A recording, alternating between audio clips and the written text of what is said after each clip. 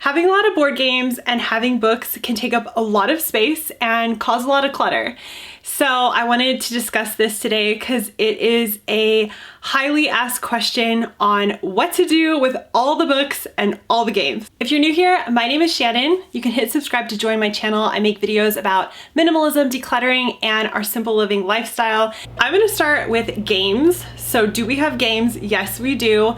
I have two boys and they love board games. One thing I do to make sure we have just what we need is I go through them regularly and I pay attention to what they are using. I also pay attention to the age of the game, and sometimes they do outgrow certain games and they just stop playing it, and it's because it's meant for a younger child.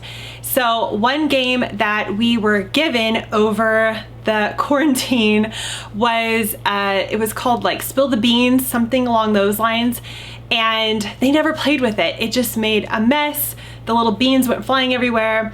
And so I ended up decluttering that game. So I think as a parent, it's okay to go through the games and declutter what is no longer working for your family. Here is my boys' closet. And one thing I did when we became more minimal and decluttered everything is I made the habit or rule in our situation to store everything in my boys' room. And if it can't fit in their room, we have to start decluttering, or we have to reevaluate all of the things that we have and pick out what's most important to keep. So I store all of their board games up here in their closet. I'll just put these back. So as long as everything is fitting in their room, I am super happy for them to have as much as they want. I'm not going to deprive my kids of things, but at the same time, I like to keep in mind that when there is too much, it can become overwhelming and it can be hard to even find what you want when you have too many items. So that's why I'm always analyzing. I like to go through our house every season, just make sure we're still using everything, and that applies to the board games as well. Let's talk about books and being minimalist. So in our situation, I have decided to keep books for our boys here. When I did a declutter our whole house for a year video a while back, I will link it down below and above here. I got rid of a lot of books, and that made a lot of people either angry. They said that kids should have all the books they want, hundreds of thousands of books. And it made a lot of people also say, you shouldn't have any books, just use the library. Well, I have to say, when last year hit and we were quarantined, I was very thankful that we had some books to read. And I find the library is great. We use it all the time. It's a wonderful resource, but I like to have some books because my boys fall in love with the books. They want to read them over and over again. And I just think it's nice to have a selection of books for them to read. So I know we are not extremely minimalist when it comes to books for the children, but that's just how I feel right now. They're learning how to read. I feel that it's okay to have a little bit more right now. And of course, this is going to be a personal decision, but again, I only keep what will fit on our bookshelf. Up here, we have books that are a little bit more advanced that my oldest son, we have to read together. And then down on their bookshelf, we have all the books that they can look at, read themselves, and they love that. I love that they can just get a book anytime they want, sit and relax and read. This video is in collaboration with Dawn the Minimal Mom and a whole bunch of other minimalist decluttering YouTube creators. I will have the full mega motivation playlist down below so you can check out all of the other inspiring creators and see their videos as well. Again, when it comes to books, how do I decide what we keep and what we get rid of? So again, I like to go by what my children are using. Goodnight Moon, this is something, even though they're a little older now, they still love to read. We read this a lot. And to be honest, we actually have two copies of this because there's one at my mom's house that comes back and forth, and then there's this one. So they love it, I keep it. Then we have just Mother Goose stories. We have a lot of different books, but this is something that we can read together and it's a little more advanced for them. So I like to have a real range.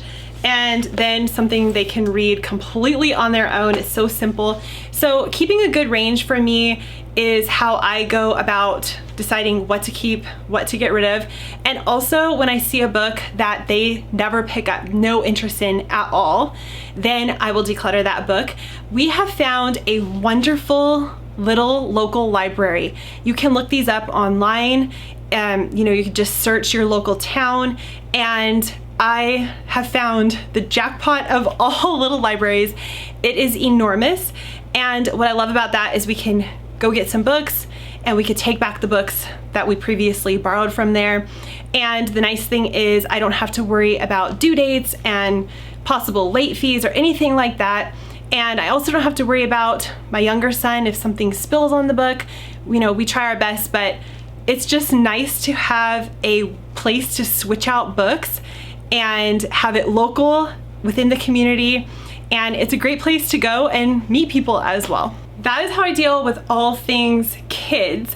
When it comes to me, I am an avid reader. I love reading. I have decided to use the library. Again, I'll use that local little library because there's tons of adult books there as well. And then I also use Audible. I have a video on that, which I will link up and below, that you can check out why I like to use Audible.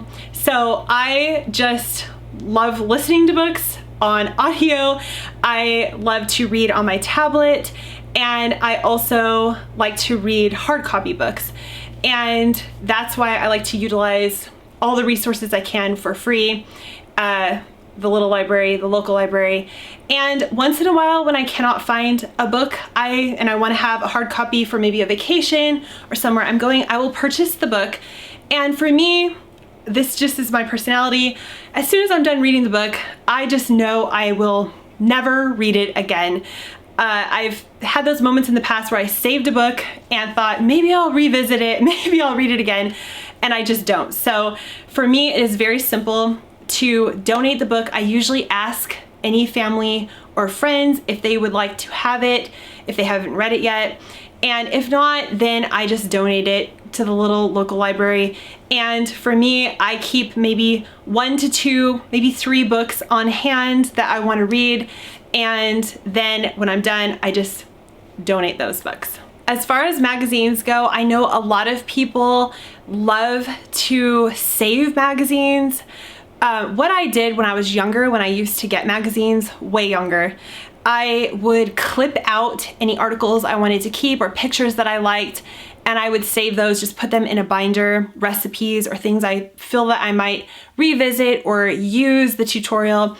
I would just clip those out and then I would recycle the magazine. Since becoming minimal, even before that, I no longer have any magazine subscriptions. I actually don't even take magazines when someone offers them, because I find a lot of the time, by the time I am to get the magazine, the information is already outdated, and I can find almost any tutorial online now. I feel like everything has pretty much gone online. I like to use Pinterest. I can link my Pinterest account down below for saving articles on decluttering, minimalism, all that sort of stuff I find online, and I feel like it's a very up-to-date source and it's a great way to find information, and I just feel magazines are totally unnecessary. But yeah, my biggest tip would be, if you have a hard time parting with them, is just cut out what you think you want out of that magazine and then recycle it. So because we have decided to not really keep so many books on hand, and we have really only the games the boys are using, there is not much organizing that needs to be done. So that's the great thing about becoming more minimal and decluttering what you don't need, what you don't use, is you do not have to organize as much. It's very simple. The few books that I keep, I have maybe 3 just set up on my shelf in my closet, in my office. And then as you saw in my boys' closet, we have the games that they use all the time. But that's it. There's really no organizing that needs to be done when you become more minimal. I hope some of these tips were helpful. This is what we do as a minimalist family. Of course, everyone's different, so you got to do what works for you. But please check out that Mega Motivation playlist. I will have it linked down below. Thank you so much for joining me today. Hit subscribe to join my channel, and I'll see you in the next one. Bye.